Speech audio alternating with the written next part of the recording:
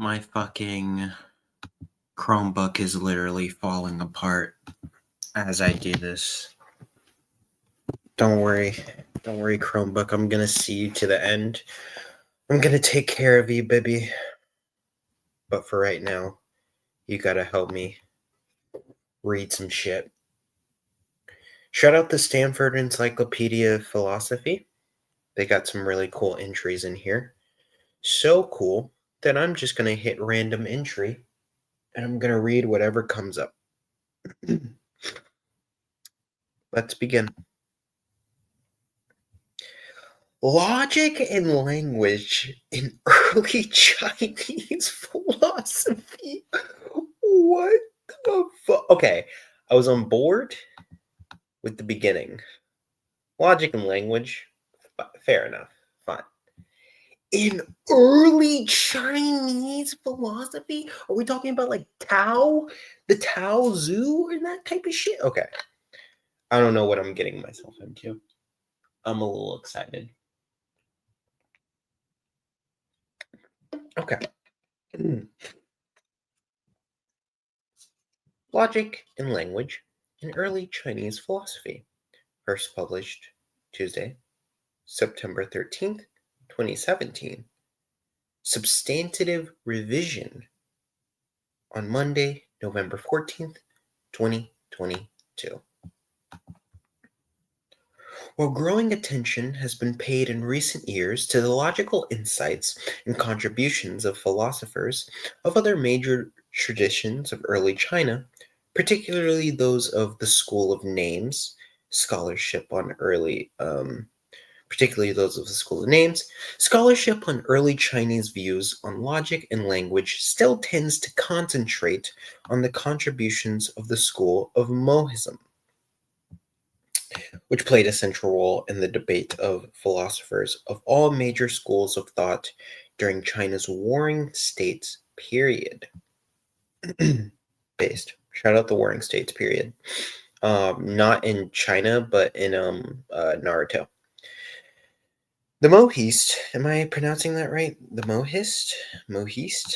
It feels like it would be like Mohist, right? Let's see.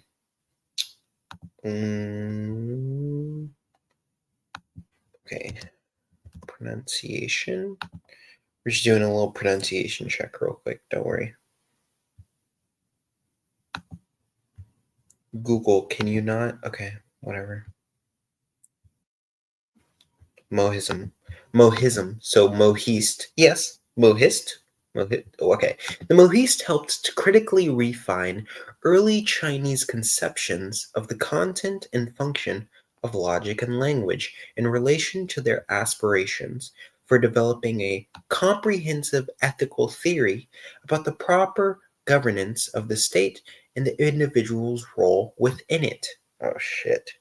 Oh shit. Okay.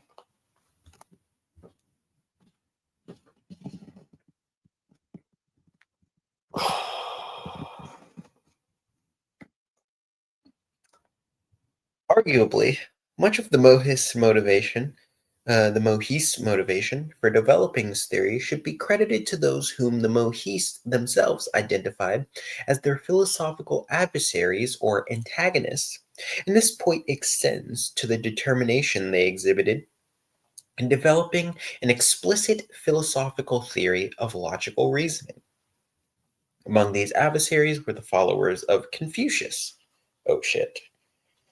Whose appeals to authority and established traditions for the justification of ethical views, the Mohist found established traditions for the justification of ethical views, the Mohist found objectionable, and the advocates of Taoism, whose views appeared to undermine the possibility of any invariable and objective standards for ethical conduct. Among those adversaries were the followers of Confucius and the advocates of Taoism. Okay. And the reason is Confucianism was they objected to their appeals of authority and established traditions for ethical views. and then they appear to undermine the. Okay, okay, that's fair. So the Mohist didn't like the Confucianites or whatever the fuck, because of how because of their traditional justifications for ethical views. Um, but they also didn't like the Taoist, who seems to have more of a kind of a moral subjectivist, um, framework for ethical conduct. But quite possibly a more compelling influence, at least in regards to the development of Mohist logic, sprang from the medley of thinkers and dialecticians who had traditionally been associated with the school of names. While no explicit theory of logical reasoning is attributed to the school, the thinkers associated with it had a reputation for unexampled deft deftness. Deftness? What the fuck does this word? Skillfulness and dexterity. Okay. Unexampled deftness? Deftness. Okay. Had a reputation of unexampled deftness in the practice of dialectics and argumentation. Wait, let me just read this again. Sprang from the medley of thinkers and dialect who had traditionally been associated with the school of names. So this is still regarding the Mohist logic, and the influences being mainly attributed to the school of names. While no explicit theory of logical reasoning attributed to the school, the thinkers associated with it had a reputation for unexampled deftness in the practice of dialectics and argumentation, and are regarded by many scholars today as among early China's most suitable practitioners of logic. On the other hand, these thinkers were also derided by their contemporaries, including by the Mohist for their sophistry. Oh, good old sophistry. For their dispositions to muddle and confuse, and for their apparent desire to obscure the proper use of language. Ooh, the proper use of language, buddy. Wait, where's my earbud case? Oh, what? I can't find my earbud case. Oh, fucking. It's around here somewhere. I'll look for it once I'm done reading. Obviously, I get fucking distracted by it while I'm trying to read. Okay. On the other hand, these thinkers were also derided by their contemporaries, including by the Mohist, for their sophistry, for their dispositions to muddle and confuse, and for their apparent desire to obscure the proper use of language. Whether masters of logical reasoning or merely performers of fallacious dialects, they were taken seriously enough by their opponents to be regarded as threats to the order, stability, and harmony of society. The later Mohists, in particular, whose views on logic and language occupy the greater part of this entry, framed many on their own arguments, framed many of their own arguments in ways that are plausibly interpreted as responses to their views, and probably many of the later Mohist own logic and linguistic insights are owed to the very puzzles and frustrations they experienced in the efforts to supplant these views with the honest integrity of more rigorous and conspicuous ideas.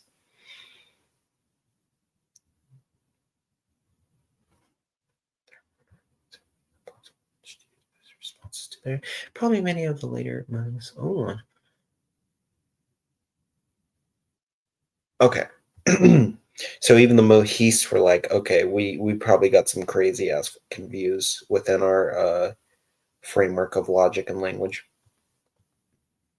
It is somewhat difficult to distinguish the Mohis logic insights from their views on language, in part because they made no attempt at investigating formal logic independently of their interest in analyzing the semantic of the terms of language. Parentheses, Ming or names. They developed a clear theory of inference and supported this theory with versions of basic principles we would recognize today as central to the study of logic, but argued that the rules governing inference are partly determined by the semantics of individual terms and terms in combination. Governing inference are partly as opposed to rules merely operating on an argument's logical form. Damn. So literally, like, they're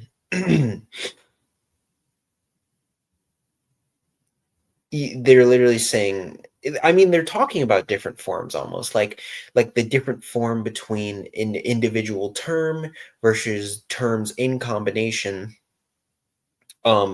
versus this kind of, I want to say, theoretically pure form of an art of a logical argument, right? Like when we think of the concept of a logical argument, we think of it as such a pure form, but in a sense, it's not really different from ultimately an individual term, but also a term in combination, essentially a word in context, of, essentially. So what I'm understanding it to be. It is also difficult to distinguish the Mohist attempt at offering a descriptive account of the content and function of language from their normative views about the roles names should be expected to play if they are to contribute to the elevation of human character and proper conduct in society. Okay, we're getting some, like, so it's not just epistemological. We're kind of getting, yeah, we're getting into some ethical normative type shit. Okay, it's all kind of wrapped together. Damn, I'm sorry, bro. These normative views were held more broadly in early China, and they are especially clear in the writings of Zunzi, a Confucian scholar of the late Warring States period, who attempted to assimilate the key insights of the Mohist on language. Assimilate the key insights of the Mohist on language and logic into a general Confucian theory of ethics. In Book 22 of the Zhongji, correct naming, 22 of the Zhongji, parentheses, correct naming, he explains, when with differences in expression and divergence in thought, we communicate with each other. When with differences in expression and divergence in thought, we communicate with each other, and different things are obscurely confounded in name or as objects. The noble and the base will not be clarified. The same and different will not be distinguished. In such cases, intent will inevitably suffer from frustration and obstruction. Therefore, the wise made for them apportionments. Therefore, the wise made for them apportionments and distinctions and instituted names to point out objects. In the first place, in order to clarify noble and base. Secondly, to distinguish same and wait, what the fuck? What am I? Dude, I'm not even taking in what I'm reading right now. Okay, I'm gonna read this. Okay. Therefore, the wise made for them apportionments and distinctions and instituted names to point out objects. In the first place, in order to clarify noble and base. Secondly, to distinguish same and different. What the fuck? When noble and base are clarified and same and different distinguished, intent is not hampered by failure to communicate, and action does not suffer from frustration and obstruction. This is the purpose of having names. What the fuck, bro? Okay, okay, okay, okay. I'm gonna try to. Okay. When with differences in expression and divergence in thought, okay, when you have differences in expression and divergence in thought, we communicate with each other. Um, and different things are obscurely confounded in name or as objects. Okay, so there's different things, but they're put together in as name or as like I think it's so fucking cool because I've thought about this before, but I've never had the chance to like read about it, and I'm kind of like, okay, wait a minute. The noble and the base. Okay, dude, I'm about to like lose my shit, Loki. Okay, sorry.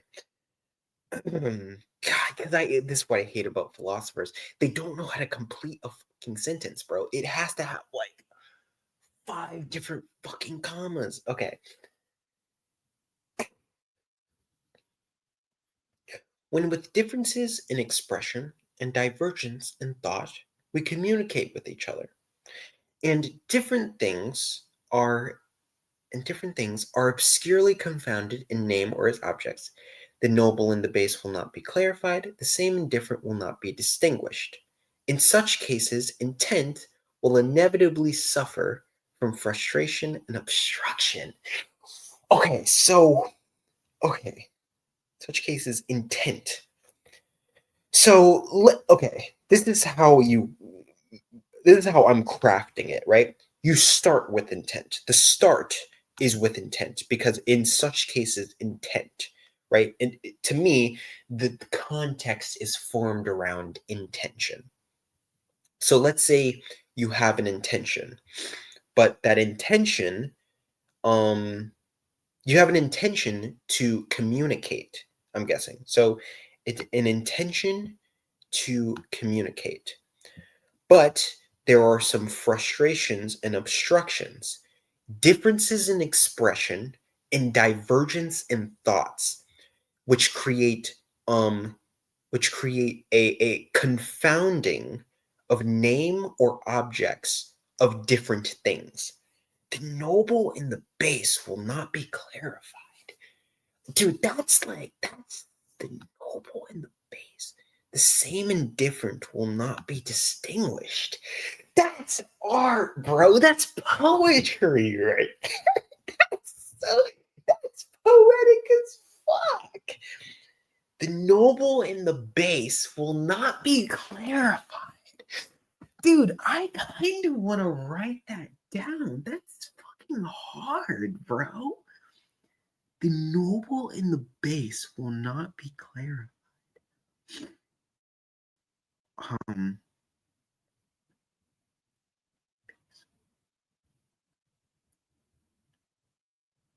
the noble and the base will not be clarified. The same and the different will not be distinguished. Dude, what the fuck? I can't even. Because, like, the first one I feel like I kind of understand, but then it kind of. The same and the different will not be distinguished.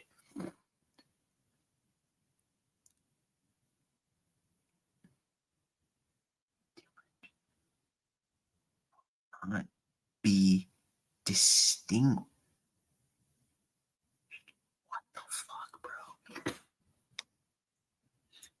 Dude, this is some god tier shit right here. Sorry, okay. I'm glazing. Hey, I'm glazing. I'm glazing. I'm glazing. I'm glazing. I'm glazing. I'm glazing. I'm fucking glazing, bro. Okay.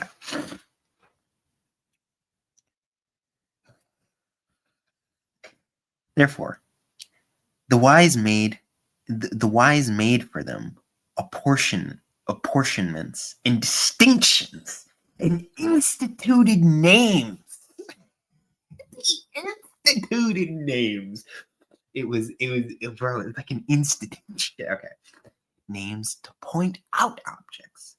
In the first place, in order to clarify noble and base. Bro, what is that? I don't know what that means. Noble and base? Noble and based? Bro, I'm gonna start saying that. Based and noble?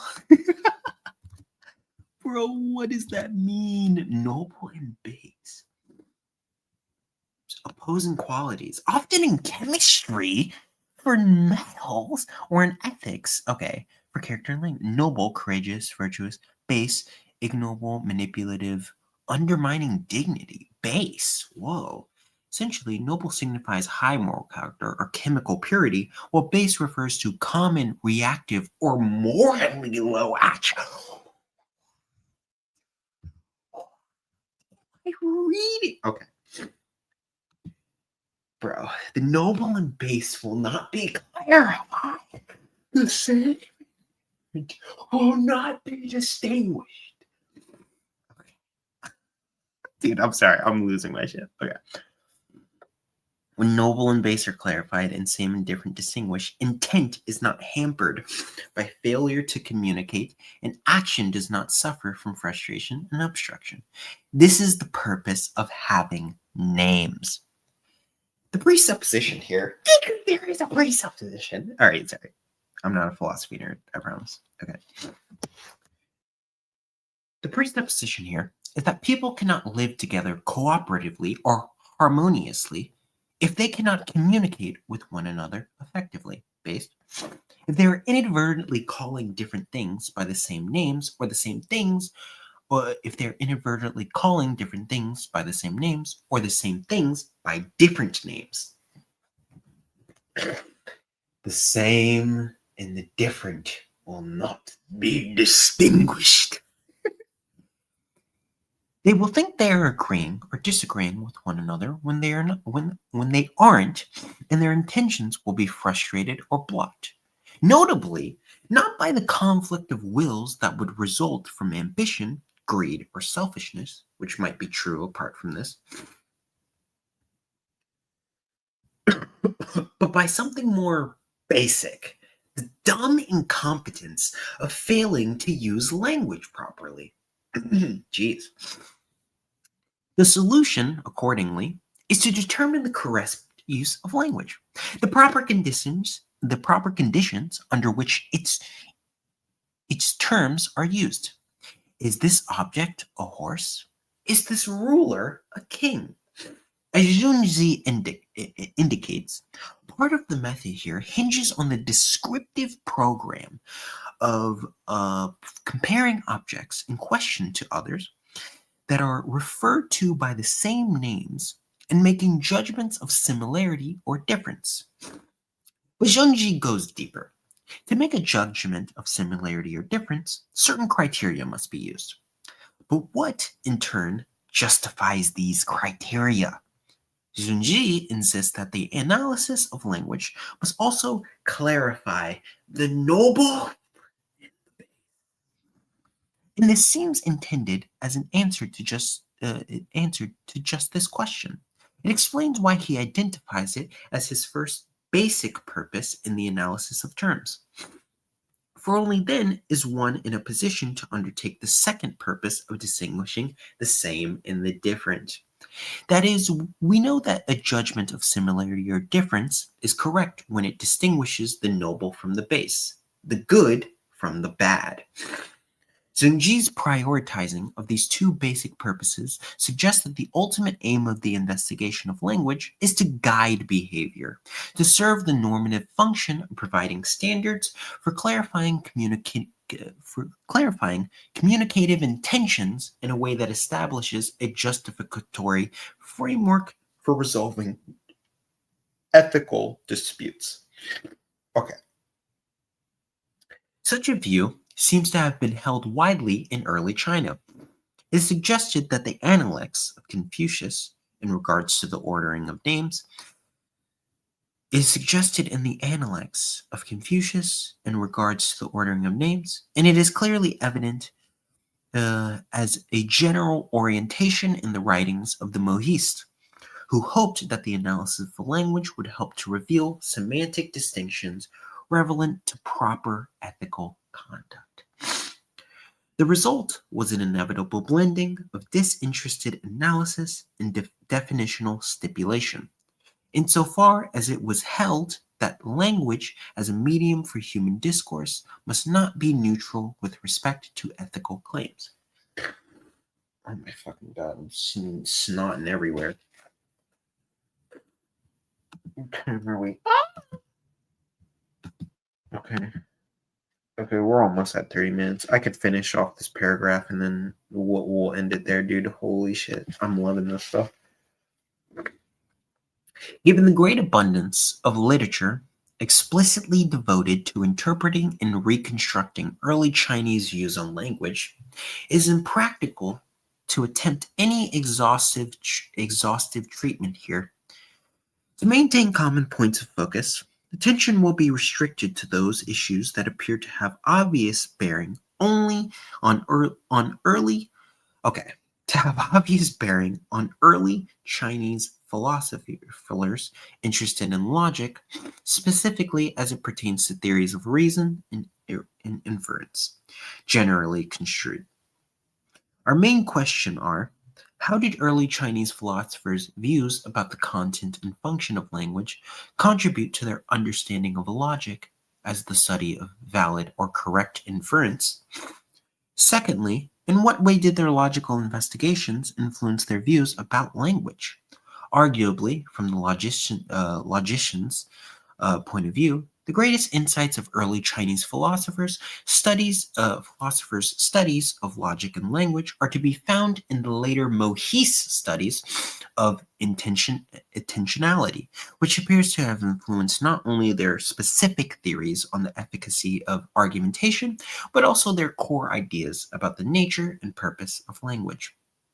Further remarks address central points of disagreement that Mohist had with their Taoist critics, particularly as evident in the writings of Zhangji and Junji's reinterpretation of Mohist logic from the vantage point of his Confucian theory of ethics. And then, dude, what? Oh my God, look at how ripe this is. Background and general considerations. Oh my God, background, bro. What do you mean? This is the whole. Oh wait, I escaped. I mean, that's still long. It's background. Okay. Confucius and the ordering of names.